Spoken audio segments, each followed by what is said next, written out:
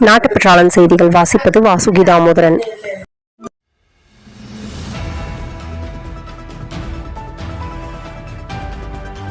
முன்னாள் ஜனாதிபதி அப்துல் கலாம் பெயரில் ஸ்காலர்ஷிப் ஒன்று ஒன்றிய அரசு அறிவித்துள்ளது. 75% மேல் மதிப்பெண் பெற்ற 10ஆம் வகுப்பு மாணவர்களுக்கு 10,000 ரூபாயும், 85% மேல் மதிப்பெண் பெறும் 12ஆம் வகுப்பு மாணவர்களுக்கு 25,000 ரூபாயும் ஊக்கத்தொகையாக வழங்கப்படுகிறது.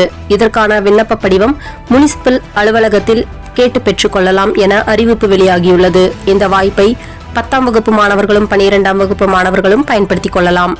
கிருஷ்ணகிரி மாவட்டம் ஒசூரில் போதைப் பொருள் ஒழிப்பு விழிப்புணர்வு பேரணி நடந்தது. இந்த பேரணியில் 500க்கும் மேற்பட்ட மாணவ மாணவியர்கள் மற்றும் தன்னார்வலர்கள் மற்றும் பொதுமக்கள் அனைவரும் பல்வேறு பதாகைகளுடன் கோஷங்களை முழங்கி பேரணியாக வந்தனர். ஒசூர் ஜவளகிரியில் 15 அடி ஆழமுள்ள கிணற்றில் 2 காட்டு யானைகள் தவறி விழுந்தது. கிணற்று தண்ணீரில் தத்தளித்துக் கொண்டிருந்த அந்த 2 யானைகளை வனத்துறையினர் உயிருடன் பத்திரமாக மீட்டனர்.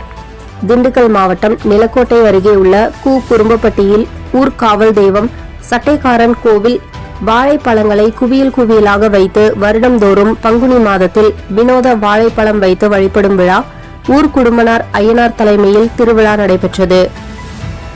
வாழைப்பழங்களை கூடையில் வைத்து கிராமத்திலிருந்து மேளம் முழங்க வான வேடிக்கையுடன் ஊர்வலமாக வந்தனர். இதில் கிராமத்தின் மக்கள் அனைவரும் ஒன்று திரண்டு 50,000 வாழைப்பழங்களுக்கு மேல் தங்கள் நேர்ச்சிக் கடனாக வாங்கி சட்டைக்காரன் சுவாமிக்கு படைத்தனர். விழாவில் கிராம பொதுமக்கள் 1500க்கும் மேற்பட்ட கிராம மக்கள் ஒன்று கூடி கிராமத்தில் உள்ள மக்களின் நலனுக்காகவும் ஒற்றுமைக்காகவும் கூட்டு பிரார்த்தனை செய்தனர். அதனைத் தொடர்ந்து வாழைப்பழம் சுவாமியின் அருள் பெற்ற வாழைப்பழத்தை ஒருவருக்கொருவர் போட்டி போட்டு வாங்கிக் கொண்டு வீட்டுக்கு எடுத்துச் சென்றனர்.